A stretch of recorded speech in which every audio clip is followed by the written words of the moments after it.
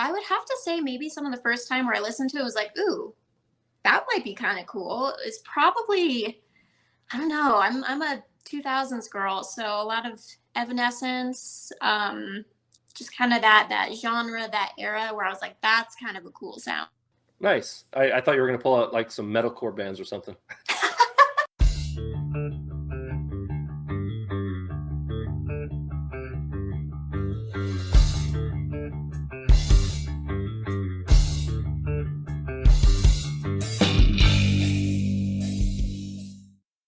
This video is brought to you by Sheet Music Plus, the world's largest selection of sheet music. We'll hear more about them later, but for now, let's get on to today's video. Welcome to Room 6, the channel dedicated to local and not so local music and the people that make it, including my guest. And my guest is someone I actually met on TikTok. We're TikTok mutuals. And this is the second time I've done that. The first one was with Bright Kelly. He's amazing. And so is my guest. This young lady is a Colorado-based singer, songwriter, producer, and musician known for her orchestra-forward production and conversational lyrics.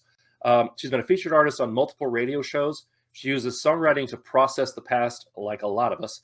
And her album, Walls of Jericho, is coming out March 31st, which I believe by the time this posts will be in the past. So definitely click the link down in the description to get your own copy. Please welcome to the channel, JAZZ Robertson. Hi, JAZZ. Hey, how are you? I'm unbelievable. That's what you want to hear. It covers me both ways, you know. But that's fair. That's fair.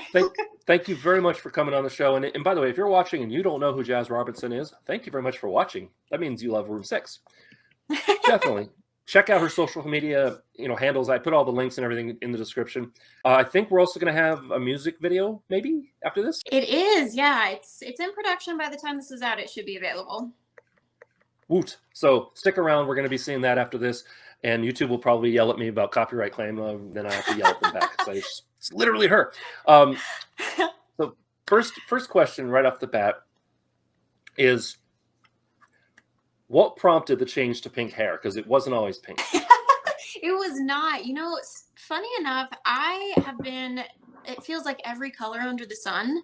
You name it, blues, oranges, purples, greens. I have been a little of everything, but I'd never been pink. And I just felt like it was time. I was bored with what was going on. I said, you know what? Fuck it. Let's do pink. And that night I went out and dyed it pink. Nice. I keep threatening my. I've been married over 20 years, and I got a 15-year-old kid. I keep threatening them like I'm gonna color my hair like blue or green or something. But I mean, look at me. I'm 50. It's just it'd be a little weird. Fun. Yeah.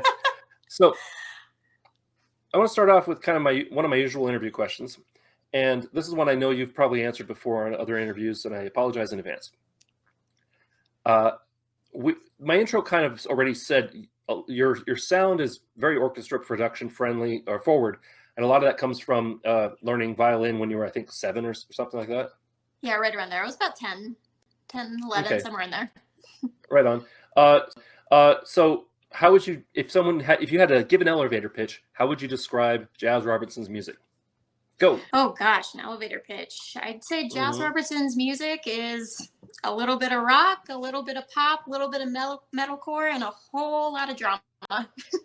Wow. The metalcore was unexpected. I mean, having heard some of your music, I can hear it. But at the same time, the pop seems to be a little bit of the top layer. Yep. The metalcore is definitely, it's a new direction. I don't want to say, I'm not going metal. You should have heard my producer when I called him and said, hey, in this next single, I think I want to bring some metalcore in. He thought I was absolutely out of my mind, but definitely loved bringing in some of those, more aggressive sounds. And I loved it. That's kind of the direction I'm wanting to head. Awesome. And I personally enjoy music that when you're listening to a song for the first time, if there's a lot of familiar stuff, that hits your comfort zone, you're like, okay, cool, it's a nice bop, whatever. And then when there's something unexpected in a good way, you're just like, ooh, they're taking a chance, they're doing a thing. As a songwriter, I can totally appreciate that. So good on you. That's what I love it. I love it. Are you aware there's a drummer with the same name, JAZZ Robertson? I am actually, yes. And the funny thing is I believe we both went to Berklee College of Music. I don't know that it was at the same time, but I was like, wow, That's that could awesome. get confusing. Yeah. Where is she? She's in, I think, Washington D.C. or Vancouver or something like that. But Oh, very cool. when I was doing some research for this, I was like, oh, that's not her. Wrong jazz. Yeah, right. So now I don't know about her, but I know Jazz is basically you owning the name Jasmine because you were named after a Disney princess. I was, yes. Yes, my family and I are going on a Disney cruise here in a couple weeks, Oh, and fun. I'm curious to see how many characters will be like all around the ship, but it'll be interesting. We're going with like 5 other people, so that makes it a little more Oh, interesting. fun. Yeah. Yeah, well, these are a lot of the same people that we went to Disney World with 9 of us, and that was challenging. Wow. Oh, see, I've only been to Disney World once, and it was just my husband and I, so it made it real quick and easy. Yeah, well, my wife and I, when we were childless, we did Disneyland, and it was great. You know, we carried a little Mickey Mouse backpack, and that was the baby, we called it. Do you have the baby? I have the baby. So, all right, back to music. awesome. Back to music. I wanted to talk earliest musical influence, and I know already like the orchestra, the string, and all that's in there. But Yeah. what was the earliest memory you have of looking at something and going, I want to do that? Ooh, that's a good question. I mean, I Thank have you. early memories. My dad is really who helped cultivate my love of music, and so I have a lot of memories of sitting with him listening to like Pink Floyd and a lot of that classic rock.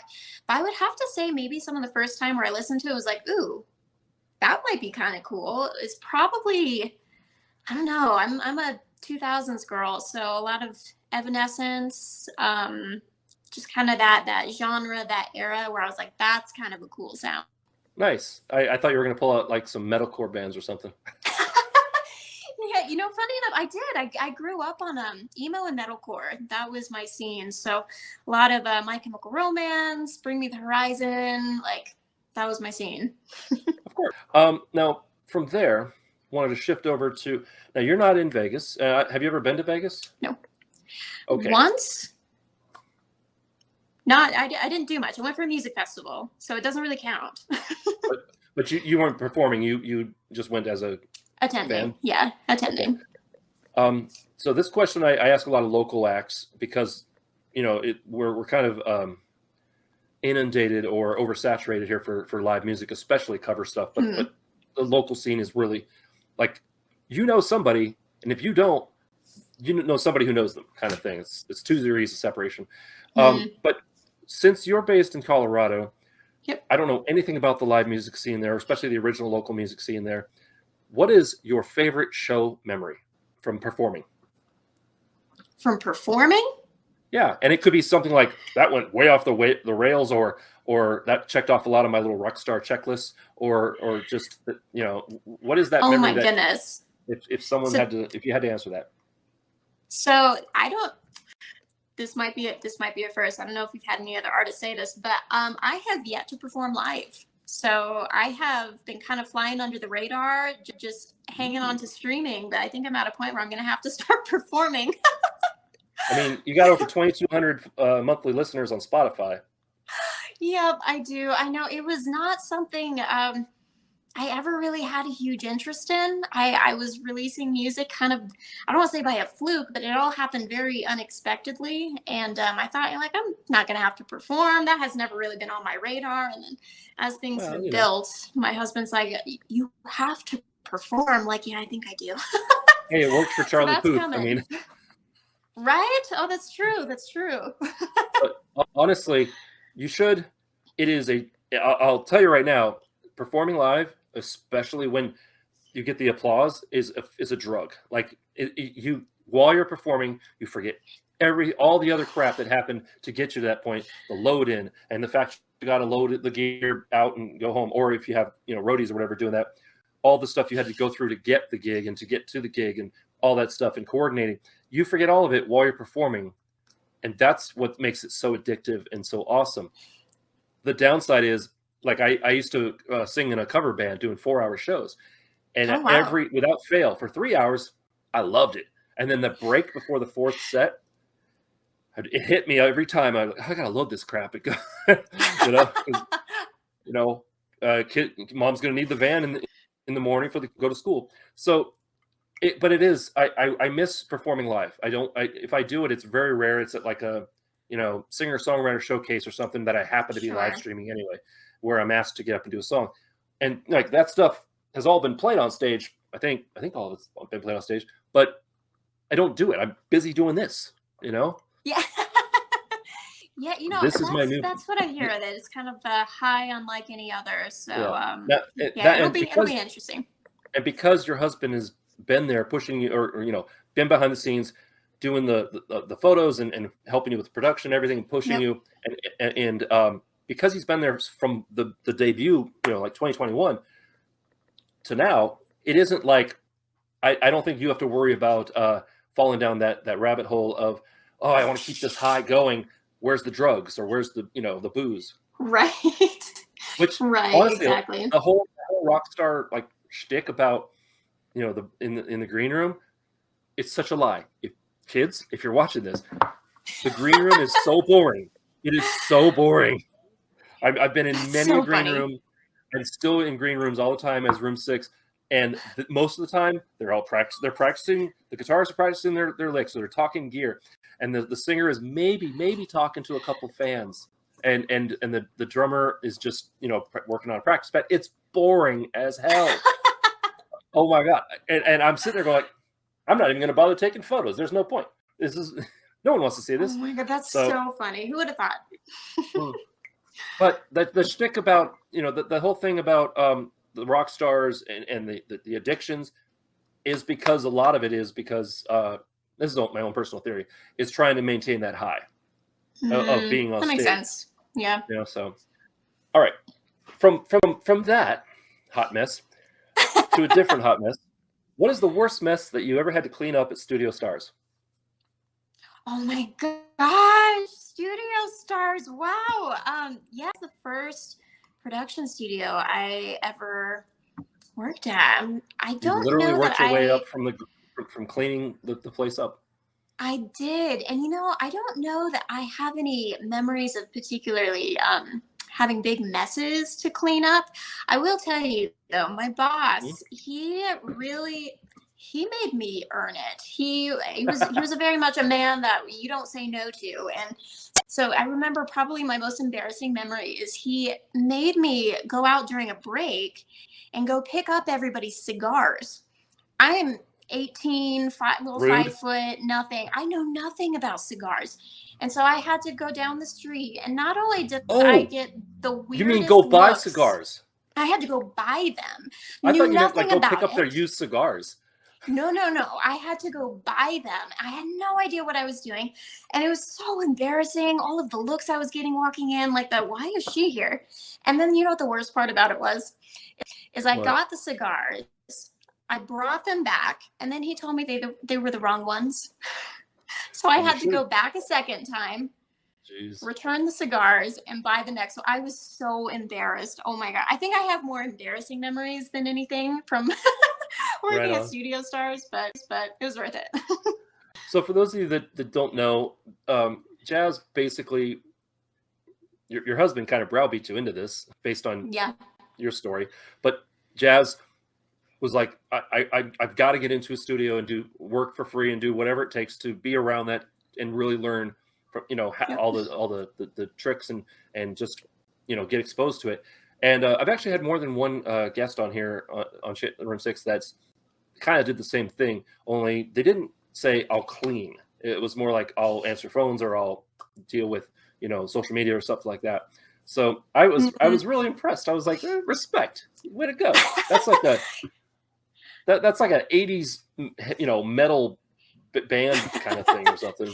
It was challenging because I had no experience. I had no school at the time. I literally just Googled Denver recording studios and just started calling down the line. Everyone told me, come back when you have school. Come back when you have school. Studio Stars, they were the only one that said, I don't know why, but I'm just feeling like giving you a chance. Why don't you come down and we'll have an interview? And I was like, I will clean. I will do literally anything if you just let me sit in the corner. That's all I want. I was very fortunate that they let me get a lot more hands-on with the production a lot sooner than I had hoped, but it definitely was a lot of door knocking. Yeah, I wish that I had that drive when I was 18 or 19 and willing to like live in my car and to go on tour or something. I didn't really do music until I was in my 20s or so. My first album was after I was engaged to my now wife. Like, I got into that songwriter's trap of I'm happy. I got nothing to write about. I got no so problems. It really makes it hard to be creative as a songwriter when you're just singing about the same stuff over and over, and it's not like, oh, I'm heartbroken or something. No, I've been married over 20 years, so it's, can't complain. So songwriter dilemmas.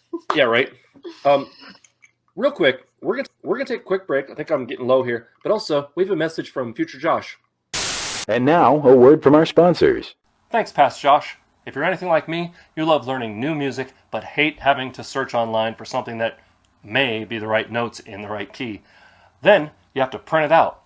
Well, I found something way easier. As I said earlier, Sheet Music Plus is the world's largest sheet music repository, carrying all styles of music.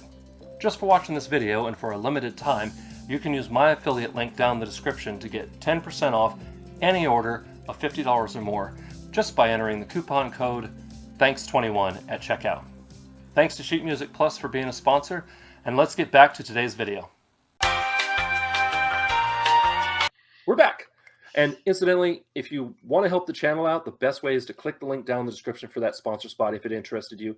If you don't feel like doing that, but you want to also help the channel out, pick up some merch. I got this line called Make Music Not Excuses, which looks like this. I also have I Make Music What's Your Superpower, and Did You Remember to Be Amazing Today, and other things like that. You go to room6.shop. That's how you can also help out the channel, or maybe buy one of my CDs, huh? I down in the description for this video is a link for the Room 6 social media. It's all the places you can find me and all the places you can support the channel. So feel free. It all helps me make better videos. Also, I put on Room 6 Rocks showcases. I'm putting on one on May the 6th, and I'm calling it Revenge of Room 6. It's a Star Wars joke. But it's if you're watching this and you live in the Vegas area, Nevada Valley, it's at Hennessy's Tavern, May 6th. I got 5 acts that have been on the show before. I'm paying them. I'm doing all sorts of other stuff, but it all costs money. So anything helps me to help the local scene like that. Moving on, I during the little break there, I learned something, and I made a mistake. Walls of Jericho is not an album. It is a single, and that's the video that we're going to be seeing after this. So stick around, and definitely drop in the comments what your favorite part of that video was. Okay? Let's get that engagement going. Now then, young lady, I wanted to ask kind of a weird music question. You ready? Okay, I'm ready. Let's start a fight. If you could change one thing about the Colorado local music scene that you don't perform in, what would it be?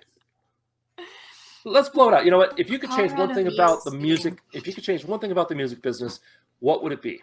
Ooh, the music business. Mm-hmm. That's an even bigger question. Let's swing for the fences here. Yes.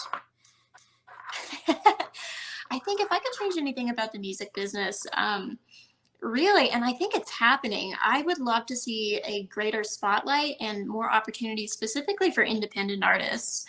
I really think we're out of the era where you have to have a label to be heard. I mean, it's the beauty of the internet, social media, how we connected, but it's still really challenging for an independent artist to be able to get their name out there and to actually be able to grow an artist or grow an audience. And so I'd love to see more opportunities for that to be spotlighted.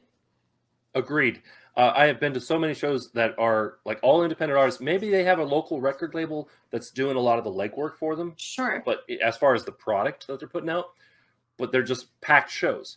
And it's because they're doing all the groundwork and they're on the social media and they're, releasing something every so often to keep the appetite whetted of their audience. So TikTok has been a real education for me in what I should have done when I was younger. It really is. Like, bands that have been on the show where I'm just like, I can't believe they're on the show. This is amazing. And then I watch like what they're doing on TikTok, it's like that's not what I would have done at all, because I would have just put out videos of me performing, doing my music, whatever. But now they're doing all sorts of funky stuff, including you. So Yeah. by the way, I don't remember this. What's the first word your sister said when you played that song? The first word that she said? Yeah. Oh my gosh, the first word. I think she just said, "Oh my God." That's about right. Yep. She had I made her wait specifically. I like to share what I'm working on with her, but I knew it was like, this one, I need to get her a reaction video. We worked on this song for months, and so she had a lot of build up. So she was very excited to finally get to listen to it.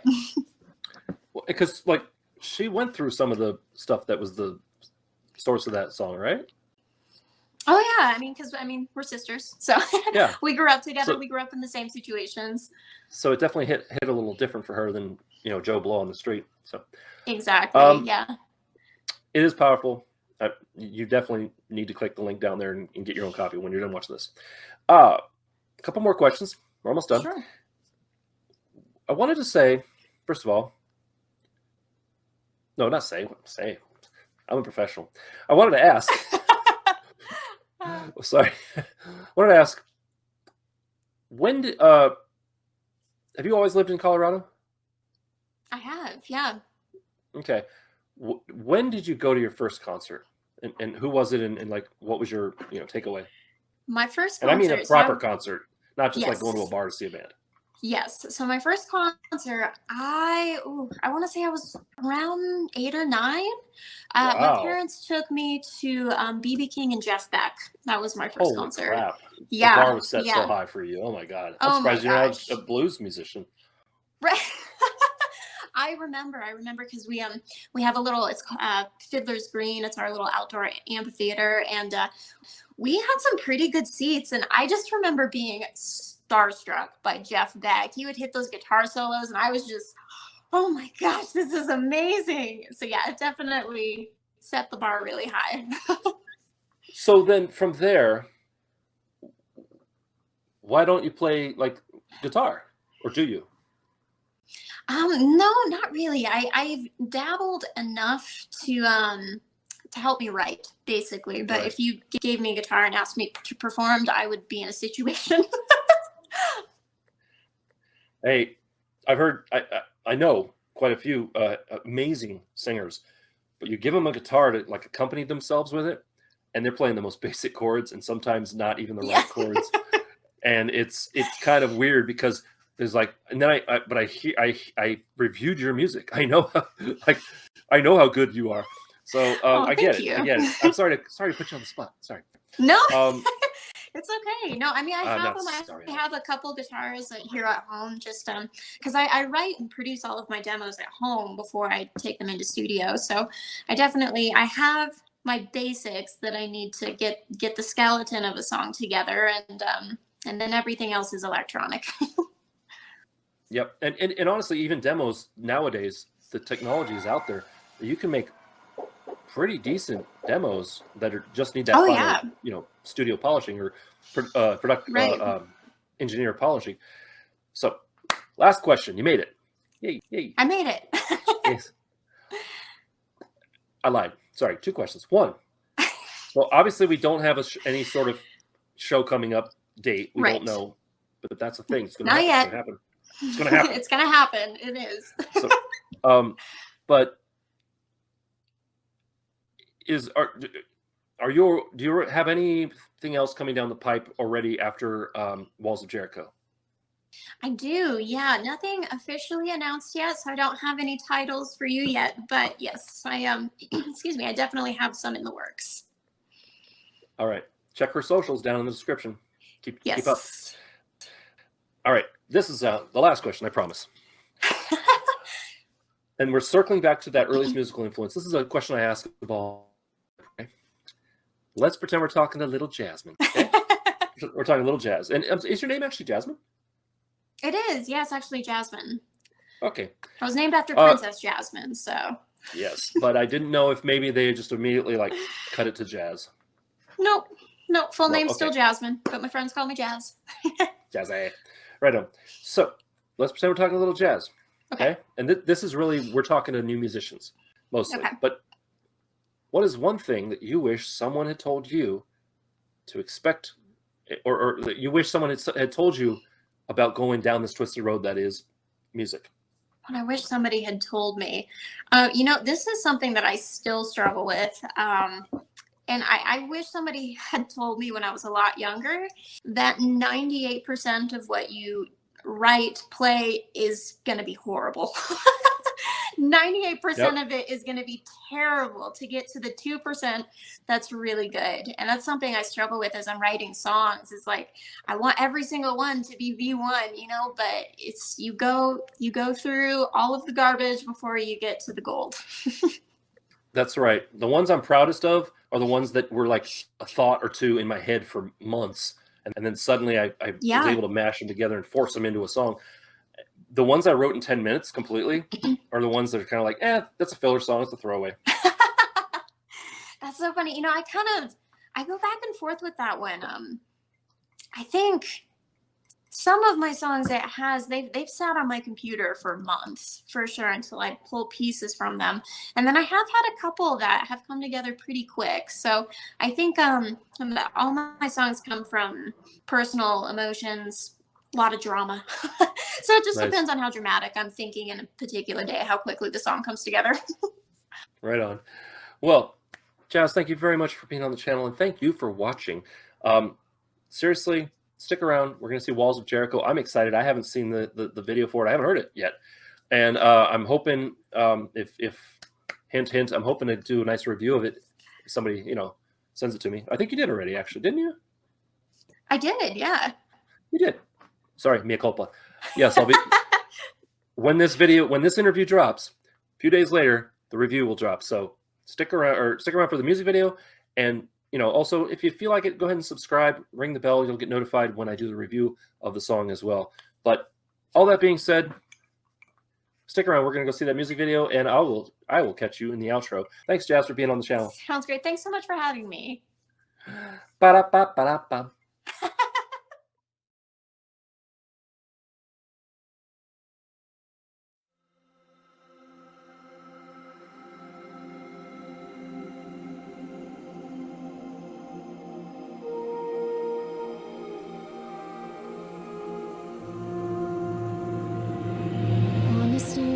Did much for me, but maybe dull the shame. Scattered pieces of identity, all blurred into one name. Grew up in a broken home, held together but not whole, and put up a face for God. Taught me how to serve and not need. I learned how to look but not be, better return than lost. I know I'm pushing you away. Inside I'm begging you to stay, to hear the words that I wish I could say. It's getting harder to breathe. I'm living so dishonestly, an image built stone by stone. The walls of Jericho. Just say who you need from me.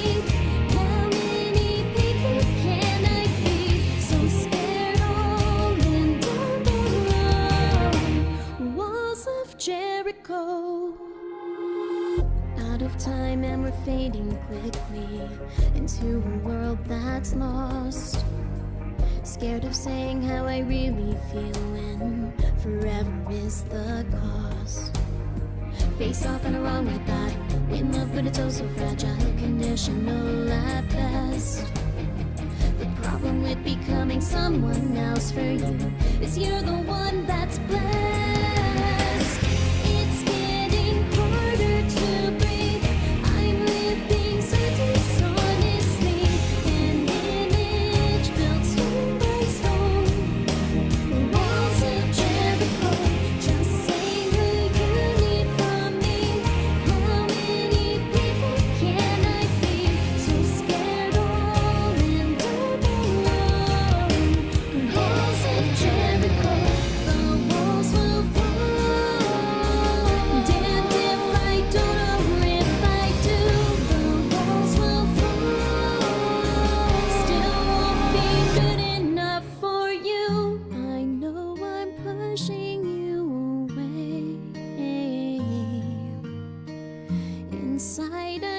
begging you to stay. It's getting harder to breathe. I'm living simultaneously. An image built over stone. Walls of Jericho. Just say who you need from me. How many people can I be? So scared all and up alone. Walls of Jericho. It's getting harder to breathe. Walls of Jericho. Just say who you need from me. Walls of Jericho.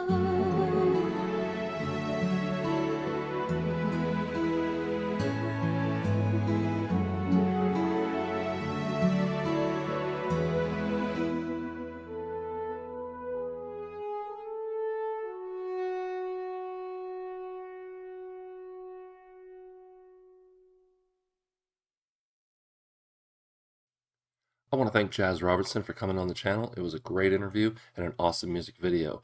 If you want to know more about her, check out the description for all the social media links and where you can pick up your copy of Walls of Jericho. It's an awesome song. In the meantime, if you want to see more videos like this, click up here. If you would like to subscribe, it really does make a difference. Click up there and don't forget to ring a bell. And if you want to hear my own music, click over there. Remember to be amazing, and we'll see you next time on Room 6.